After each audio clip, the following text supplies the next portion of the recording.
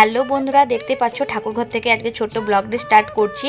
তো এখানে আমাদের ঠাকুরঘরটা দেখিয়ে নিলাম, কারণ আজকে হচ্ছে বৃহস্পতিবার, আমাদের বাড়িতে আজকে লক্ষ্মী পাতা হয়েছে। এদিকে আমার ছেলে এখন খেলা করছে, মা এদিকে আতপ চালটা বেটে নিচ্ছে, মা স্নান টান সব কমপ্লিট হয়ে গেছে।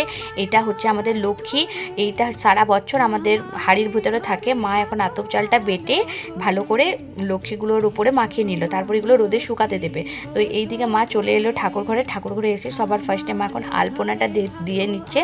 তো মায়ের আলপনা দেওয়া হয়ে গেল কমপ্লিট। তো চলে এসছে ব্রাহ্মণ মশাই এসে তার পুজো স্টার্ট করে দিয়েছে। মানে পুজোর আগে যেসব কাজগুলো থাকে, যেমন ধান চাল আতপ চাল, এগুলো ভালো করে গামলার মধ্যে সাজিয়ে তার উপরে লক্ষ্মীগুলোভাবে সাজাবে। তো ব্রাহ্মণ মশাই এদিকে পুজো স্টার্ট করে দিয়েছে। ব্রাহ্মণ মশাই এদিকে পুজো করতে করতে ব্রাহ্মণ মশাইয়ের পুজো শেষ হয়ে গেল। মা প্রণাম করে নিল, এদিকে আমিও প্রণামটা আমার সেরে নিলাম। আর এদিকে আমার ছেলে ও তো 100 বার করে প্রণাম করে নিচ্ছে। তা আমার এই ব্লগটা